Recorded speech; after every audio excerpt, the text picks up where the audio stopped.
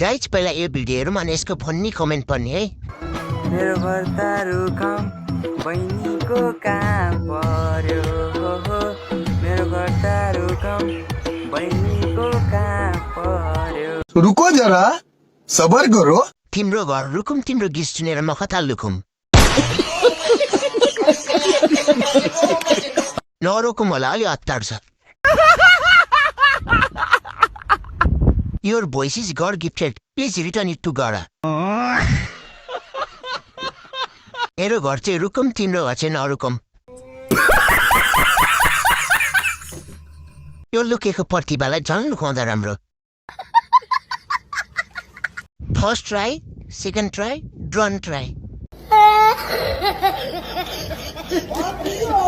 यो गीत आएदेखि सबै सिङ्गर भएको छन् यार। यस्तै भिडियो हेर्नलाई फन्नी कमेन्ट रिडरलाई फलो गर्नुहोस्।